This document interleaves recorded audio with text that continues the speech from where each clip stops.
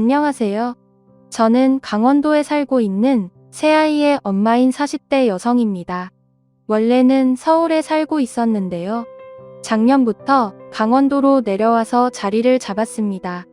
현재는 작은 갤러리를 운영함과 동시에 집안 사업인 리조트를 맡아서 하고 있습니다. 저희 부모님께서는 다른 집에 비해서 많이 엄하셨어요. 한때는 여기가 군대가 아닌가 싶을 정도로 시간에 맞춰서 딱딱 움직이도록 하셨고 통금 시간도 엄격하셨죠. 저희 형제들은 5남매인데요. 저는 그중 막내였습니다. 다들 막내라고 하면 사랑 많이 받고 살았겠다고 하시지만 딱히 그런 것도 없었어요. 언제나 저희 집에는 가족의 규칙이 중요했고 그대로 움직여야 했으니까요. 아버지께서는 할아버지 때부터 내려온 호텔 및 리조트를 운영하고 계셨어요. 가족 사업으로 전 지역에 골고루 퍼져 있었죠. 저는 5남매 중에 유독스럽게 가족의 규칙에 반발심이 많았던 아이였는데요. 다른 언니 오빠들은 불같이 화려해지는 아버지 앞에서 순종적이었지만 저는 아니었거든요. 예를 들어서 어느 날 갑자기 학교를 마치고 집을 가는 길에 귀를 뚫어서 종아리 열대와 함께 한 달 동안 외출 금지를 당한 적도 있었어요. 그래도 저는 전혀 굴하지 않고 염색까지 해버렸죠. 아버지께서는 거의 졸도할 것처럼 놀라시더니 한술 더 떠서 제 머리를 아예 삭발을 하시고는 머리가 자랄 때까지 꼼짝도 하지 말라고 핸드폰도 압수하셨죠. 언니 오빠들은 사춘기를 유별나게도 겪는다고 늘 제 걱정이었지만 저는 상관없었습니다. 아버지와 크게 싸운 것은 제가 그림을 그리겠다고 하면서부터인데요. 다른 형제 자매들은 인문계로 무난하게 진학해서 아버지가 추천하시는 과를 선택했지만 저는 아니었거든요. 넌 뭐가 그렇게 꼬여서 아빠가 하자고 하는 일은 다 눈에 상심지를 켜고 대들어 대들긴 내가 너희 잘못되라고 하겠어?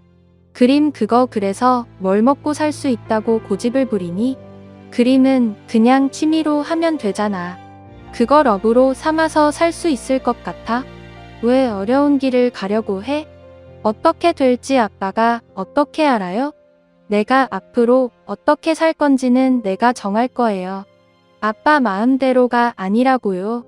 그렇게 계속 그림인가 뭔가 하고 싶거든. 당장 호적 파서 내 집에서 나가. 결국 아버지께서는 강수를 두셨지만 당시에 저는 아무것도 두려울 것이 없었어요. 누가 나가라고 하면 못 나갈 것 같아요. 마음대로 해보세요 어디. 아버지는 그런 저를 정말 내쫓으셨습니다. 아버지가 무서우셨던 어머니는 이모 집에 보내서 제발 성실 좀 죽이고 잘못했다고 하라고 하셨지만 저는 절대 제 고집을 꺾지 않았죠. 고등학교 졸업을 하고 나서 저는 미대로 진학을 했고 집과는 아예 인연을 끊게 되었습니다. 그 이후로 부모님을 다시 찾게 된 것은 결혼을 기점으로부터였어요. 미대를 다니는 동안에도 정말 열심히 학비를 벌고 돈을 모아서 해외로 유학을 다녀오게 됐습니다. 그렇게 그림을 한창 그리고 있을 때 전 남편을 만났어요. 저는 남편과 이혼한 상태로 아이 셋을 키우고 있을 뿐이죠. 하여튼 전 남편은 전시회에 손님으로 왔던 사람이었어요. 제 그림에 관심을 보이며 구입하고 싶어 했죠. 제 그림에서 무언가를 느낀 사람이라는 생각에 처음부터 저는 호감이 가득했었답니다. 그림이 상당히 재밌네요. 이 그림 그리시면서 무슨 생각하셨나요? 저는 이 그림에 담긴 이야기가 궁금하네요.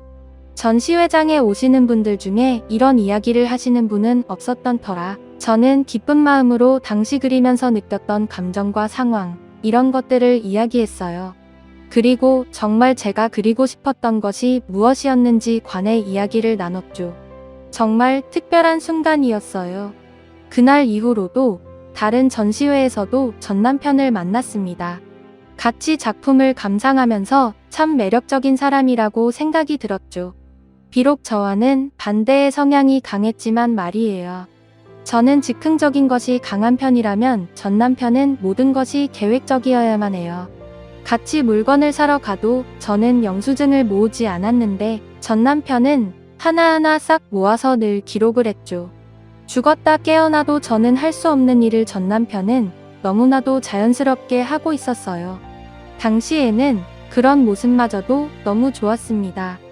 데이트를 해도 늘 계획을 완벽하게 준비했죠. 물론 그대로 이루어지지는 않았어요. 제가 중간에 다른 길로 빠지기도 했었거든요. 그랬더니 나중에는 그런 것까지도 다 계산해서 움직이더라고요. 그 모습이 제 눈에는 무척이나 카리스마 있어 보였습니다. 물론 전 남편은 계획을 세울 때도 혼자서 이것저것 결정하지는 않았어요. 늘 제게 이렇게 가는 것이 어떠냐고 동의를 구했죠. 그러면서 제가 원하는 부분을 귀신같이 알아서는 데이트를 나갈 때마다 한 번도 지루한 적이 없을 정도였습니다.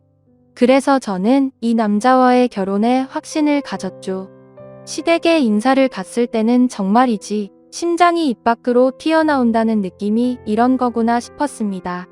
시어머니께서는 정말이지 우아함이라는 단어를 온몸으로 표현하시는 그런 분이셨죠. 머리부터 발끝까지 완벽한 세팅은 물론 식사를 하실 때도 소리 하나 없으셨어요. 어머니께서 준비하셨다는 식탁은 광고에서나 볼 법했고요. 많이 낯설죠?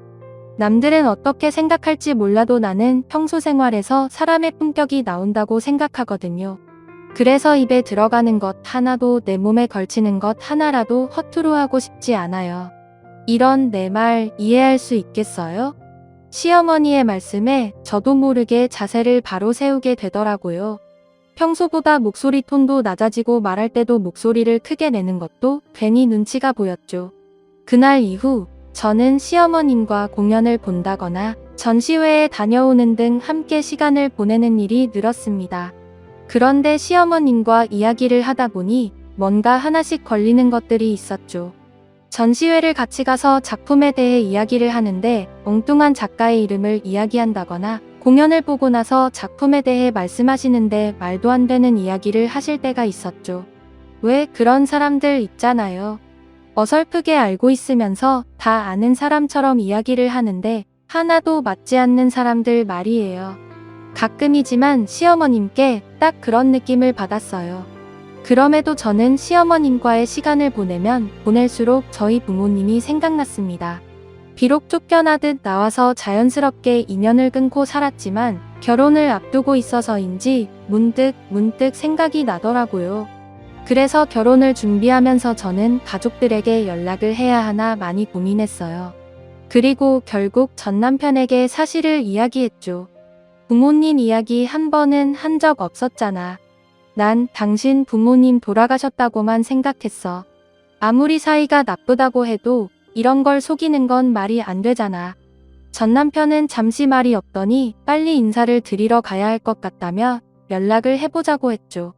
제가 오물주물하며 대답을 못하고 있자 전 남편은 제 고집은 분명 아버지에게 물려받았을 것이라고 말하면서 하루라도 빨리 연락을 드리라고 했어요. 아버지께 연락을 하기 전까지 제가 얼마나 긴장을 했는지 몰라요. 혹시나 전화를 받지도 않으시면 어떻게 하지? 받고 바로 끊어버리시면? 그런 자식 없다고 하시면 어떻게 해야 하나 오만 가지 생각이 머릿속에 가득했죠. 하지만 이 모든 걱정들이 무색하게도 아버지께서는 마치 어제 전화를 하고 또 하는 자식을 대하듯이 너무나도 자연스럽게 제 이름을 불러주셨어요. 나중에 알았지만 아버지께서는 제가 하는 전시회도 몰래 왔다 가실 정도로 저를 지켜보셨더라고요. 차마 나서지는 못하셨지만 말이죠. 저는 결혼할 남자를 인사시키고 싶다고 말씀드렸어요. 당시 아버지는 인천 쪽에 새로운 건물을 올리시는 중이라 어머니와 함께 서울에 계셨기에 당장 그러자고 하셨죠. 남자친구를 처음 보고 난 후 아버지께서는 마음에 들어하는 눈치가 아니셨어요. 제가 어땠냐고 물어도 한 번 봐서 사람을 어떻게 아느냐고 했지만 이상하게 거리감을 두시면서 불편해하는 눈치셨죠. 아직 30이 되지 않았는데 무슨 벌써 결혼이야? 꼭 저 남자랑 해야 돼. 그렇게 하고 싶어. 좋은 사람이고 제가 갖지 못한 것을 갖고 있는 사람이에요. 둘이 함께 있으면 편안하고 행복해요. 그리고 결혼하고 싶은 사람이 있는데 왜 미뤄야 돼요? 아버지께서는 이번에도 제 고집을 꺾지 못하시고 결국 결혼을 축하해 주셨죠. 전 남편은 결혼식을 크게 하면서 많은 분들께 축복을 받고 싶다고 했지만 저는 반대였어요. 결혼은 우리 두 사람이 서로 함께하기로 약속하는 자리잖아. 굳이 사람들을 잔뜩 부를 필요가 있어? 잘 알지도 못하는 사람들이 우리를 얼마나 축하한다고.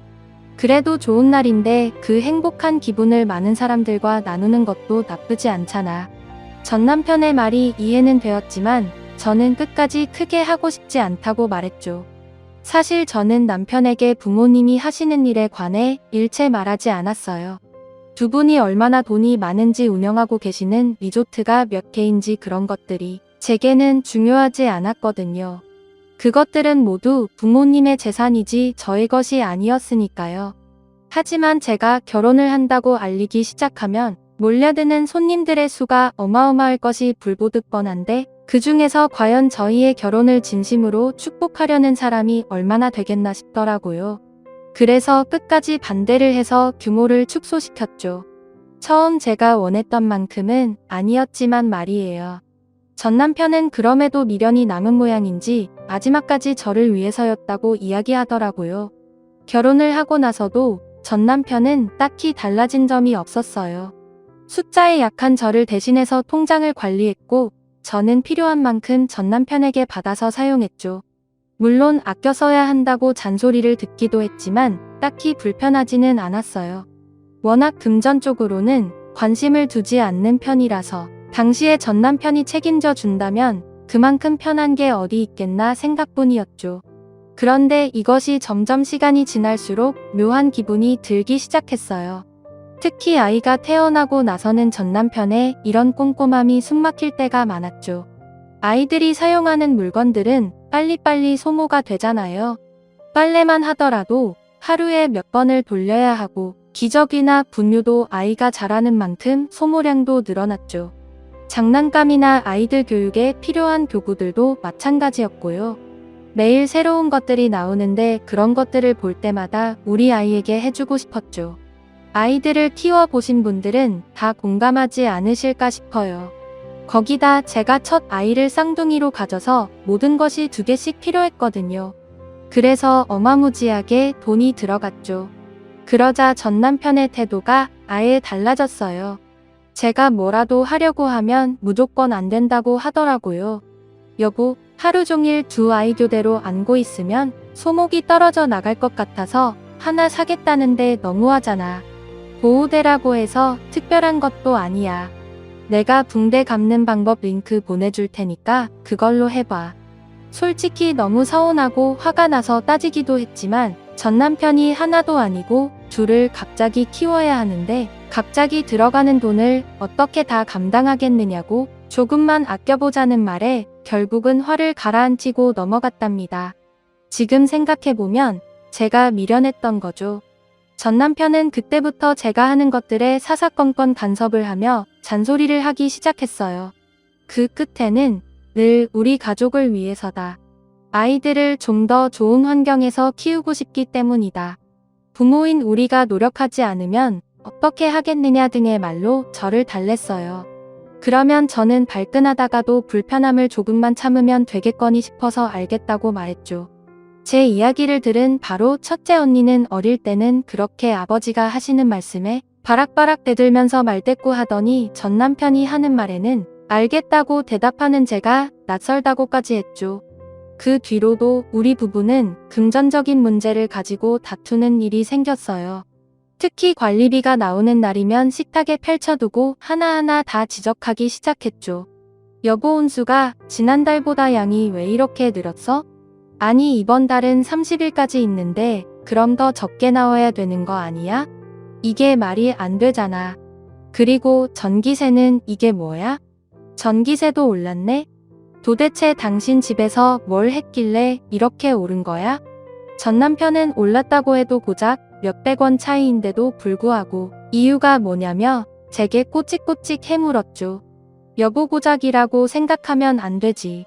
정말 찰나잖아. 뭔가 액션을 취하기 전에 생각을 한 번만 더 해보면 되는 일인데 자기는 그게 왜 부족해? 왜 그 한 번을 매번 놓치는 거야? 정말이지. 연애할 때는 이런 남자였나 싶었던 순간이 한두 번이 아니었답니다. 솔직히 같은 평수에 비해서 관리비가 적게 나온 것이라고 적혀 있음에도 남편은 무슨 잔소리를 못해서 죽은 귀신이라도 붙은 사람처럼 저를 몰아붙였죠. 당연히 저는 그런 전 남편을 이해할 수 없었습니다. 여러분이라면 어떠실 것 같으세요? 이런 남자가 정상으로 보이십니까? 저는 이 정도 차이 나는 것이 무슨 문제냐고 몇만 원씩 달라지는 것도 아닌데 너무 깐깐하게 나오는 것 아니냐고 따졌죠. 제가 너무 거세게 나갔는지 전 남편은 잠시 물구러미 저를 보더니 아까와는 전혀 다른 목소리로 제게 말했어요. 조금 금액을 괜찮다고 여기다 보면 점점 그 숫자가 커져서 나중에는 몇천 원, 몇만 원 돼도 괜찮다고 넘어갈 수 있으니까 그러지. 지금부터 습관을 바꿔보자 뭐 그런 취지에서 하는 말인데 왜 그렇게 화를 내고 그래? 내가 너무 정색하고 말해서 그래? 미안해 내가 나빴네. 말투를 괜히 그렇게 써서 우리 여보 오해만 하게 만들걸. 여보 그래도 내 마음은 그게 아닌 거 알지? 전 남편이 이렇게 나오자 오히려 괜히 짜증을 내고 있던 제가 바보가 된 것 같은 기분이었어요. 정말 별것도 아닌 일에 발끈하는 사람이 되어버렸죠. 저만 나쁜 사람이 된 것 같은 기분이 썩 좋지 않았습니다. 시댁에서는 한 달에 한 번 꼭 식사 모임을 가졌는데요. 항상 사전에 가게를 예약해서 움직였어요. 오마카스의 전문점이나 유명한 파인다이닝 가게들을 종종 찾았죠. 몇 달은 기다렸다가 예약 차례가 되었다고 이야기할 때도 있었어요. 물론 시어머님께서 그런 분위기의 가게를 좋아하신 것도 있었지만 전 남편 자체가 그런 가게에서 음식을 음미하는 것을 즐겼습니다. 그에 반면 저희 가족들은 좀 달랐어요. 부모님들께서 따로 가리시는 음식이 있는 것도 아니라서 그날그날 먹고 싶은 것을 외식 메뉴로 정하시곤 하거든요. 그래서 저희는 집 근처에 단골집에 치킨을 먹으러 가기도 하고 중국집에 가서 짜장에 탕수육을 먹기도 했죠. 어린 시절 줄곧 그렇게 했기 때문에 저는 당연하다고 생각했는데 전 남편은 아니었나 보더라고요. 식사를 하러 가서도 깨작깨작 거리기만 하고 잘 먹지 않았죠. 대신 전 남편은 집에 오자마자 배가 고프다고 식빵을 꺼내서는 버터를 발라 먹더라고요. 그렇게 배고팠으면 아까 먹지 왜 그랬어 괜찮다고 안 먹었잖아. 당신은 그런 곳에서 정말 잘 먹더라. 그게 넘어? 다 쓰러져가는 그런 가게에서? 저는 오래된 단골집이라 외형만 그럴 뿐이지 맛도 위생도 신경 쓰는 곳이라고 했지만 전 남편은 진절머리를 치면서 그런 곳에서 음식을 먹지 않았으면 좋겠다고 말했어요. 여보 단골 좋지. 오랫동안 먹었으니까 입맛에도 잘 맞을 거고. 그런데 상상을 해봐. 우리 아이들에게 치킨을 먹이고 싶은데 주변에 깔끔한 가게들을 다 두고 그런 곳에 들어가서 애들 앉혀서 먹일 수 있겠어? 그런 자신이 상상이 가. 나는 절대 못해. 우리 아이들이 그곳에 있다는 그림을 상상만 해도 소름이 돋는다고. 당신은 안 그래? 솔직히 한 번도 그런 생각을 한 적이 없었던 터라 전 남편의 말에 놀라기는 했어요. 제가 멈칫하는 것이 보이자 전 남편은 더 열정적으로 아이들에게 좋은 것만 좋은 환경만 제공하고 싶다고 말하며 다음에는 아이들을 데리고 가지 않는 것이 좋지 않겠느냐고 물었습니다. 저는 알겠다는 말이 쉽게 나오지는 않았지만 전 남편의 걱정이 이해가 간다고 해야 하나 그래서 알겠다고만 했죠. 그런데 이런 일이 반복되자 정말 제가 나쁜 사람 같다는 생각이 들기 시작하더라고요. 집은 생각도 안 하고 아껴 쓸 수 있으면서도 그렇게 하지 않는 사람, 세상 물정 모르는 사람, 아이들 청결에 신경을 쓰지 못하는 사람, 딱 그런 사람이 된 기분이었죠. 나중에 이혼하고 나서야 알았지만 전 남편은 이런 식으로 저를 조정했던 것이었어요. 제가 전 남편의 행동에 의문을 갖기 시작한 것은 2년 전 어버이날 때문이었어요. 아마 대다수의 집도 비슷하겠지만 어버이날을 기념해서 선물을 하거나 용돈을 드리는 경우가 많잖아요. 저희 부부도 당연히 용돈을 드리기로 했죠. 전 남편은 자신이 알아서 보낼 테니 걱정하지 말라고 하더군요. 저는 늘 그랬듯이 당연히 알아서 했을 텐데 굳이 신경 쓸 필요가 뭐가 있을까 했습니다. 어버이날이 지난 지 일주일 정도 되었나요? 전 남편은 제게 자기 대신 차를 정비소에 좀 가져다 줄 수 있겠느냐고 부탁을 했어요. 정기 점검이 필요한 시기라고 하면서 말이죠. 저는 어려운 일도 아니었던 터라 흔쾌히 알겠다고 말하고는 차를 정비소로 가져갔죠. 차에서 내리려는데 혹시 중요한 것들이 차에 남아있으면 곤란할 것 같아서 내부를 깨끗하게 종이 가방에 담아서 나왔어요. 무슨 노트들도 있었고 영수증들도 있었죠. 꼼꼼한 남편이 영수증을 이렇게 그냥 방치할 일은 없는데 싶으면서도 어떤 영수증일까 궁금증이 생겼죠. 그래서 슬쩍 봤더니 이미 금액에서부터 깜짝 놀라 넘어가겠더라고요. 50만원에 70만원에 무슨 금액들의 단위가 10만원이 넘더라고요. 너무 놀란 저는 영수증의 출처를 확인했어요. 그랬더니 다들 술집이더군요. 저에게 그렇게 아껴 써야 한다고 하던 전 남편이 따로 이렇게 술집에서 돈을 펑펑 쓰고 있었다고 생각하니 기분이 상하더라고요. 저는 노트를 펼쳤습니다. 총 3권이 있었는데 한눈에 봐도 가계부였어요. 요즘 다 어플로 쓴다고 하던데 무슨 사람이 가계부를 이렇게 노트에다 쓰나 싶어서 잠깐 헛웃음이 나왔죠. 그리고 가계부에는 영수증을 붙여두는 경우가 많은데 남편은 다 하나하나 내역을 손으로 썼더라고요. 그런데 내역이 좀 이상했어요. 하나는 아이들 밑으로 들어간 돈이 빼곡하게 적혀 있더라고요. 아이들 병원비부터 시작해서 이유식 비용, 어린이집 비용, 아이들 키즈카페 방문까지 빠짐없이 적혀 있었죠. 생활비를 주면서 꼭 영수증을 받아서 달라고 하다는 것이 이런 관리를 하려고 했던 것인가 싶어서 살짝 소름이 돋았어요.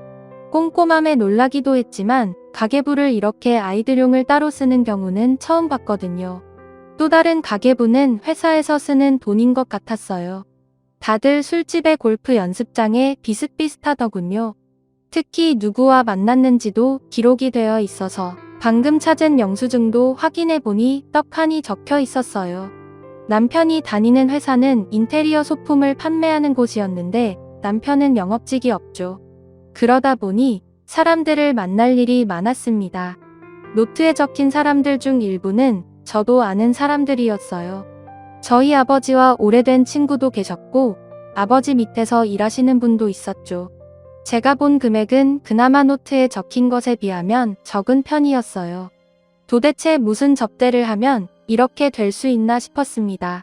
저는 마지막 노트를 펼쳐보고는 너무 놀라서 숨을 제대로 쉴 수가 없었습니다. 그 노트에는 그동안 시댁과 처가에 들어간 돈이 적혀 있었죠. 달마다 보내드리는 용돈과 기념일이나 명절을 챙기는 금액, 그리고 그 중에는 선물도 적혀 있었어요. 물론 이런 내역 자체를 따로 적는다는 것에 놀라기도 했지만 진짜 제가 놀랐던 점은 그 금액이었어요. 결혼 이후 시댁에는 매달 100만원씩 드리고 있더군요. 그런데 저희 집에는 아무것도 없었어요. 그리고 가장 최근에 있었던 어버이날에는 시댁에 무려 300만원을 드렸으면서 저희 집에는 고작 30만원을 용돈이라고 드렸더군요. 어처구니가 없었습니다. 한두 푼 차이 나는 것도 아니고 무려 10배의 차이라니. 이렇게 차이나게 용돈을 드리고 있었다는 것이 믿겨지지가 않았죠. 저는 노트를 앞으로 넘기며 이전에는 어땠는지 확인했어요. 명절에도 생신에도 금액은 늘 그대로다군요. 저는 노트를 갈기갈기 찢어버리고 싶다는 생각이 들었지만 꾹 참고는 남들이 볼까 빠르게 3권을 사진을 찍었어요. 집에 돌아온 저는 손이 떨리고 할 말이 없었습니다. 물론 전 남편에 대한 원망도 있었지만 저 자신을 향한 분노가 컸어요. 단순하게 귀찮다는 이유 하나만으로 나 몰라라 하고 있으면서 전 남편이 마음대로 하게 뒀다는 사실이 기가 막혔죠. 그동안 뭐 했나 싶기도 했고요. 그날 저녁 전 남편이 차량 정비는 어떻게 되었느냐고 묻는데 표정 관리하는 것이 너무 힘들었어요. 저는 애써 무덤덤한 척하려고 노력했죠. 당장이라도 이게 뭐냐고 따지고 싶은 마음은 굴뚝 같았지만 그냥 덤벼들었다가는 평소처럼 저만 나쁜 사람이 되고 끝날 것 같은 기분이었어요. 그래서 그 가계부가 의미하는 것이 뭔지 파악하고 나서 이야기하려고 했죠. 하지만 세상살이가 그렇듯이 다 마음대로 되는 것은 아니잖아요. 저의 다짐과는 상관없이 일은 터져버렸어요. 전 남편은 회사에서 좋은 고기를 싸게 구입할 수 있는 기회가 있어서 샀다면서 아이스박스를 3개나 들고 퇴근했어요. 하나는 우리가 먹고 나머지는 시댁과 친정에 드리면 된다고 했죠. 거기 이름 적어뒀으니까 여보가 시간 날 때 좀 가져다 드려. 괜찮지? 저는 고개를 끄덕이다가 뭔가 싸한 기분이 들었어요. 전 남편은 우리 집 아이스박스 하나를 뜯더니 우리 가족들 먹을 것이라고 하면서 고기를 보여주더군요. 마블릭이 환상인 한우였어요. 부위별로 다양하게 먹을 수 있도록 되어 있었죠.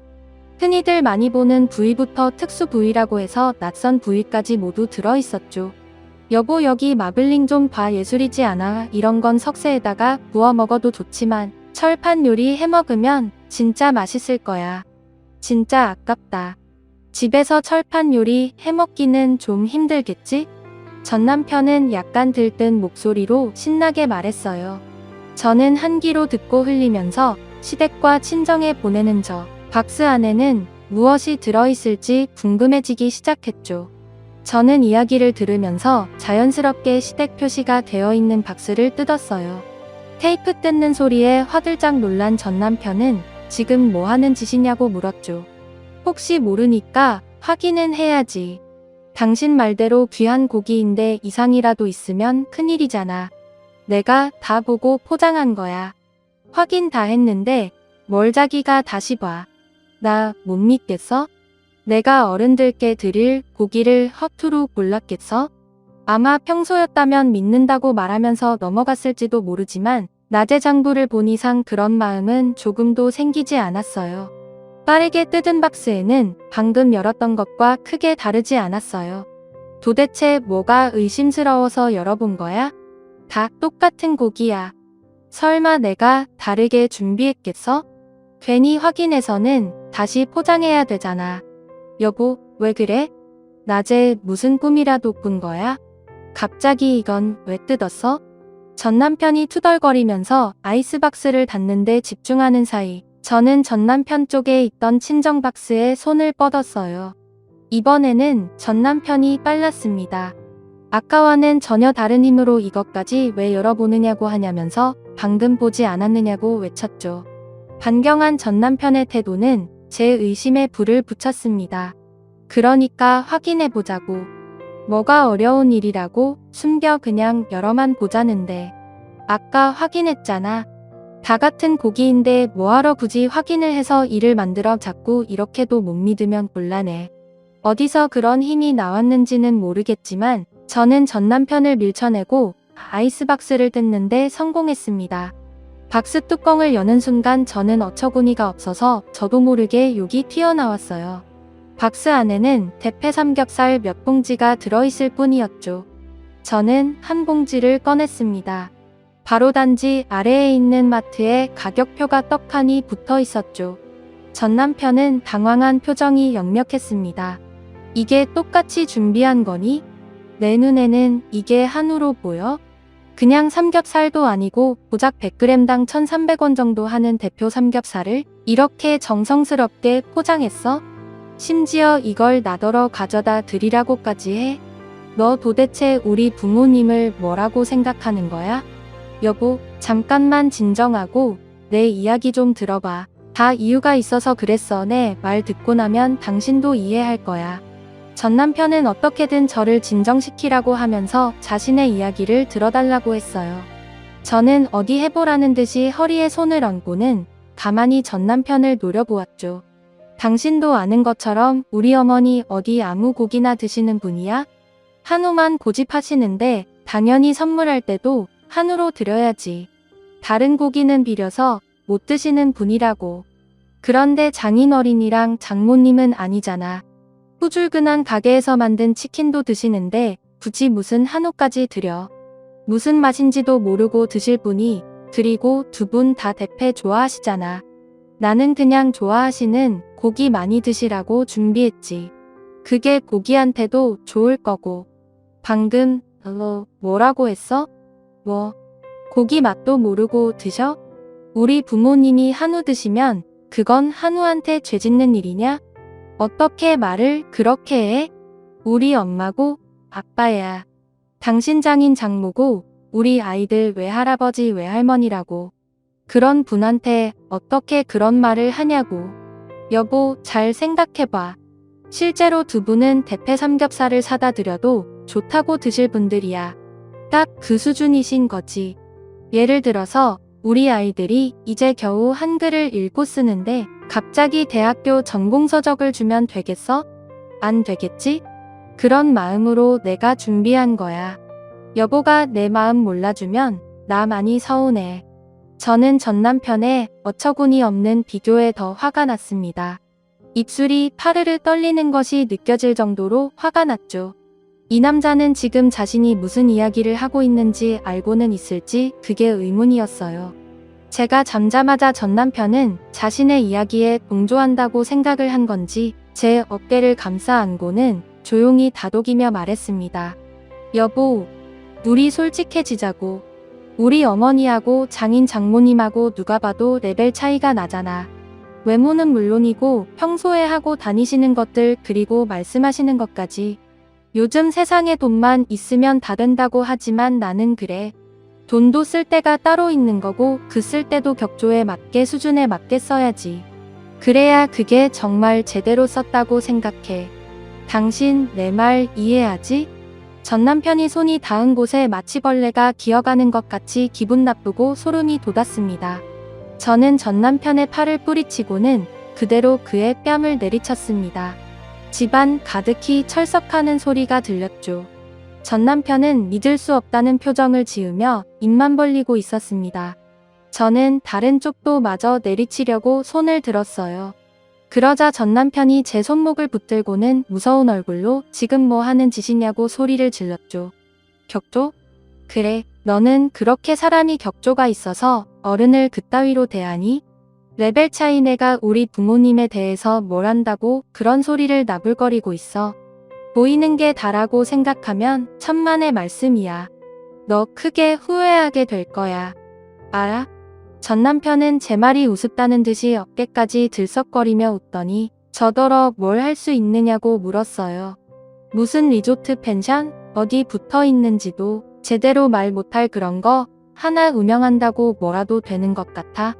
진짜 내가 이래서 결혼을 망설였는데 그래도 가르치면 사람 구실하겠거니 싶어서 걷어줬더니 하는 행동이 고작 내 얼굴에 손을 올려? 어릴 때 쫓겨나서 아무리 본데 없이 잘한다고 했지만 진짜 이런 것까지 가르쳐야 되겠냐? 저는 마치 제가 학생이라도 되는 것처럼 말하는 전 남편을 보자 더 이상은 이곳에 있을 수가 없었어요. 저는 앞으로 나도 아이들도 볼 생각하지 말라고 말하고는 급한 것만 챙겨서 집을 나왔습니다. 전 남편은 이대로 나가면 정말 자기랑 다시는 볼 수 없다고 말하면서 아이들 역시 다시 볼 수 없을 것이라고 말했습니다. 저는 소송을 해서라도 아이들은 제가 키우겠다고 소리를 지르고는 그대로 나왔어요. 저는 흥분을 최대한 가라앉히려고 노력했지만 핸들을 쥐고 있는 손은 부들부들 떨리고 있었죠. 그날 그렇게 집을 나선 저는 큰오빠 네 집으로 갔습니다. 아이들이 조카들과 수영장에서 놀고 와서는 그대로 뻗었다고 연락을 받았거든요. 큰오빠에게 그간의 일을 이야기하고 이혼을 하려고 한다고 말했죠. 잠시 놀란 표정을 짓던 오빠는 묵묵히 어깨만 두드려주고는 편하게 있으라고 하더라고요. 이후 전 남편은 몇 번이나 아이들을 내놓으라고 연락이 왔어요. 어디 있는지 물어보면서 당장 내놓지 않으면 경찰에 유괴라도 신고하겠다고 하더군요. 저는 큰오빠 내 집에 있으며 저는 양육권은 죽어도 줄 수 없다고 말했죠. 전 남편은 코드 숨을 치면서 아이들을 키울 능력도 없으면서 무슨 수로 양육권을 주장하느냐고 비웃더군요. 지금이라도 늦지 않았어. 잘못했다고 싹싹 빌어. 그럼 내가 너그럽게 용서해 줄 테니까. 잘 생각해. 이런 기회 2번은 없어. 생각이고 뭐고 다 필요 없어. 양육권은 내가 못 짓겠고 같아? 나는 어떤 수단을 써서라도 양육권, 친권 다 가지고 올 거야. 그러니까 내가 사과한다는 생각은 꿈에도 하지 마. 그런 일은 없으니까.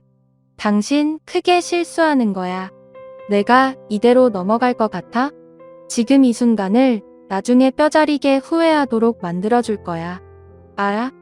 저는 전 남편의 경고에도 전혀 두렵지 않았어요. 지킬 자식이 있는 엄마잖아요. 소중한 사람이 있는데 뭐가 두렵겠어요. 저는 전력을 다해서 아이들을 지키겠다고 다짐하고는 당장에 변호사를 찾아가서 소송 준비를 시작했죠.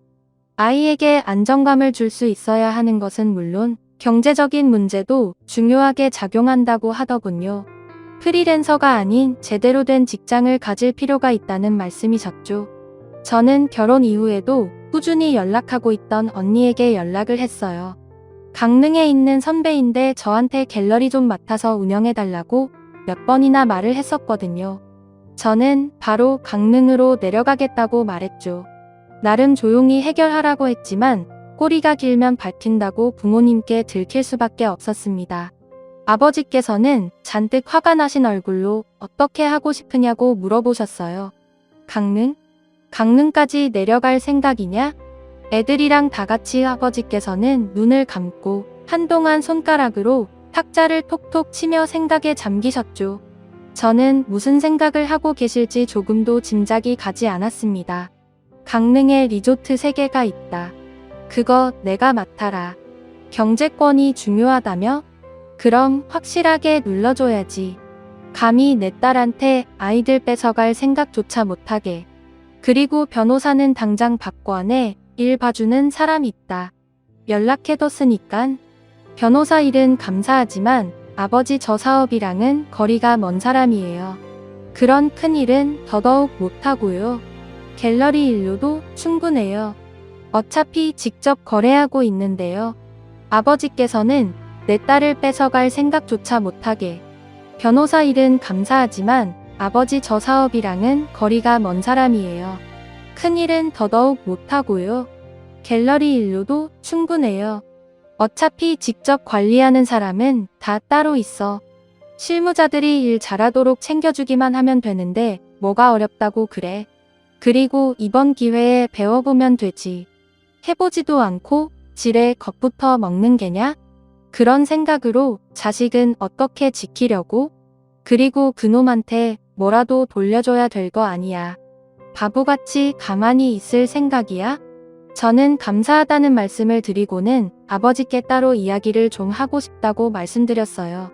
아버지는 저를 안쪽 서재로 부르셨죠. 저는 전 남편의 가계부 중에서 회사 일과 관련되는 것으로 추측되는 것을 보여드렸어요. 아버지는 한참을 보시더니 좀 이상하다고 하시면서 그 장부에 적힌 이름을 하나 짚으시더니 직접 물어보자고 하셨죠. 저는 이렇게까지 도움을 받을 수 있을 거라고는 생각해보지 않았기에 살짝 긴장이 되었어요.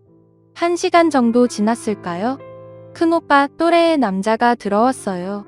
아버지께서는 가타부타 아무런 말씀을 하지 않으셨죠. 저더러 궁금한 것이 있으면 물어보라고만 하셨어요. 저는 장부의 사진을 보여주면서 여기 적힌 금액이 의미하는 게 무엇이냐고 물었습니다. 그 남자는 눈에 띄게 당황하더니 도대체 그 사진은 어디서 난 것이냐고 물었죠. 남편 차에서 발견한 장부를 찍어줬어요. 이 숫자들 의미하는 게 여기 적힌 대로 골프 연습장이나 술집에서 사용한 금액 아닌 거죠? 지금 이렇게 놀라시는 것 보니 다른 의미가 더 있는 거네요. 남자분은 이런 장부를 따로 두고 있었냐며 그럼 그렇지 호락호락한 놈은 아니었다고 중얼거렸죠. 아버지께서는 솔직하게 다 털어놓는 것이 좋을 것이라며 옆에서 거들어 주셨죠. 그분이 알려주신 이야기는 너무나도 어이가 없었어요. 그 장부는 회사 일과 관련된 것은 맞았어요. 다만 거기 적힌 것은 평범한 접대비가 아니었죠. 사업을 따내기 위해서 오고 간 더러운 뒷돈과도 연관이 있었어요. 단가와 몇백만 원 아래인 것들은 진짜 접대한 것이 분명하고 단위가 큰 것들은 아마 뇌물이 오고 간 정황이었죠. 골프 연습장이나 술집도 다 의미가 있을 것이라는 사실마저도 제게 말씀해 주셨죠. 저는 아버지께 아무래도 검찰을 만나봐야겠다고 했어요. 아버지는 변호사의 도움을 받아서 해결하라고 하시면서 그 사이에 본인도 일을 하나 해야겠다고 하시더라고요.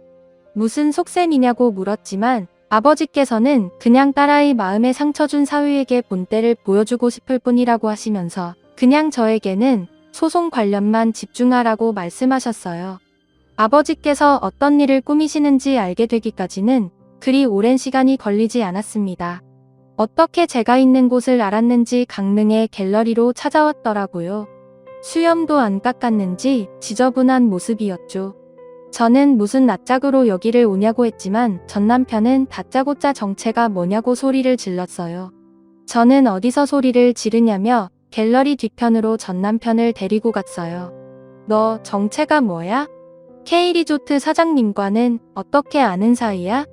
M호텔은 S리조트는 거기를 내가 어떻게 다 알고 있는 건데? 너랑 무슨 관계야? 전 남편의 입에서 나오는 호텔이며 리조트의 이름은 전부 다 아버지가 관리하는 곳이었어요. 저는 무엇 때문에 궁금해하는지 물었지만 전 남편은 미친 사람처럼 제 팔을 쥐고 흔들면서 빨리 이야기하라고 닭다리였죠. 어제까지 멀쩡하게 계약했던 곳들인데 다들 약속이라도 한 것처럼 계약 해지 요구한단 말이야. 다들 당신 때문이라고 하는데 당신 나한테 뭐 숨기는 거 있어? 그제야 저는 아버지가 준비하신 일이 무엇인지 알 것 같았어요. 리조트 내부에 들어가는 소품들을 아버지께서는 알게 모르게 전 남편을 통해서 계약을 하고 계셨거든요. 사위의 어깨에 힘주고 다니라는 뜻에서 하셨는데 이제는 헤어지게 되었으니 더 이상 그럴 필요가 없어진 거지겠죠. 저는 피식 웃으며 말했습니다. 숨기는 건 있지. 굳이 말할 필요가 없어서 이야기 못했던 사실 있어. 왜? 알고 싶어. 당신이 말하는 리조트며 호텔들 다 누구 소유인 줄 알아? 그거 전부 다 우리 아버지 소유야. 당신이 레벨이 어떻고 품격이니 격존히 이야기하면서 무시했던 우리 아버지 소유라고. 되터? 지금 그게 무슨 말이야? 다 장인 어른 소유라니. 그 많은 리조트며 호텔들이 전부 이제 와서 내가 뭘 더 숨겨야 하는데? 왜? 안 믿겨? 그럼 가서 물어봐. 오너가 누군지. 직접 확인해보면 될 거 아니야. 제 말이 끝나자 전 남편은 얼굴이 밝아졌다 어두워졌다를 반복하더니 갑자기 제 손을 잡았어요. 벌레가 기어가는 것 같은 기분에 뿌리차도 봤지만 얼마나 세게 쥐고 있는지 제 손에 피가 통하지 않을 정도였죠. 여보, 내가 다 용서할게. 뭐 화가 나면 사람이 그럴 수도 있지. 앞으로 조심만 하면 되니까. 내가 아무 일도 없었던 것으로 해줄 테니까 우리 이혼 없던 걸로 하자. 우리 잘 지냈잖아. 안 그래? 지금처럼 지내면 아무 문제 없어. 그리고 장인 어른께 말 좀 전해줘. 우리 회사랑 독점 계약하자고. 너 미쳤니? 정신이 오락가락해? 지금 이 상황에서 겨우 한다는 말이 뭐 어느 때보다 멀쩡하지. 그러니까 지금 당신을 용서한다고 말하잖아. 이 순간 이후로 나는 싹 다 잊을 거야. 당신이 한 행동 어때? 고맙지? 그러니까 아버님께 가자. 어서. 저는 이 미친 인간이랑은 더 이상 대화가 되지 않겠구나 싶었어요. 저는 사람을 불러 전 남편을 끌어내라고 했죠. 하지만 전 남편은 쉽사리 끌려가지 않았어요. 자기가 이렇게 양보를 하는데 왜 이러냐고 소리를 질렀죠. 누가 양보를 해? 용서? 지금 날 용서한다고 말하는 것 자체가 당신이 제정신이 아니라는 증거야. 정말 우린 끝이야. 알겠어. 법정에서 보자. 그리고 한 가지 더. 당신이 그 회사에 있는 한 당신 회사의 제품은 절대 쓰지 않겠다고 회사에 얘기해 둘 테니까 어디 한번 잘 버텨보라고. 전 남편은 끌려가면서도 어떻게 그럴 수 있냐고 안 된다고 발버둥을 쳤죠. 하지만 저는 손톱만큼이라도 남아있는 모든 감정이 단순간에 날아가 버리는 기분이었어요.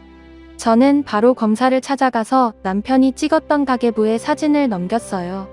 다행히 작은 오빠의 지인이 검사라 손쉽게 해결할 수 있었죠.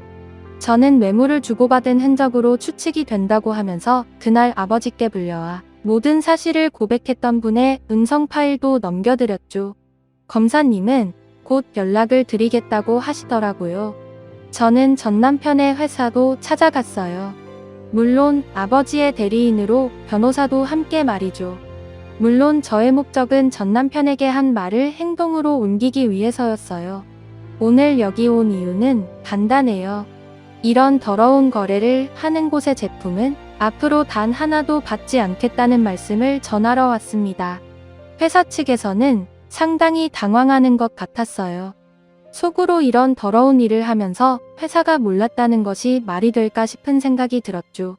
저는 덧붙여 전 남편이 담당자로 있는 그 어떤 리조트에도 이곳과의 계약을 하지 않겠다고 했죠. 장부의 존재는 정말 회사에서도 몰랐던 것 같았어요. 제게 이 장부의 실물은 누가 가지고 있냐고 물었어요. 장부를 누가 가지고 있는지가 중요한가요?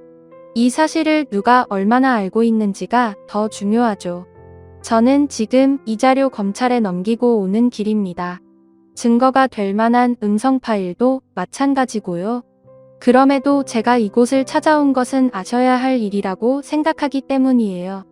현명하신 판단 기대하죠. 회사를 나오는데 어디를 다녀오는 건지 전 남편과 로비에서 마주쳤어요. 전 남편은 엄청 반갑다는 듯이 큰 소리로 여보라고 외치며 다가오더라고요. 혹시나 몰라 아버지께서 붙여주신 가이드들이 남편이 다가오자 오지 못하도록 거리를 벌려주었죠.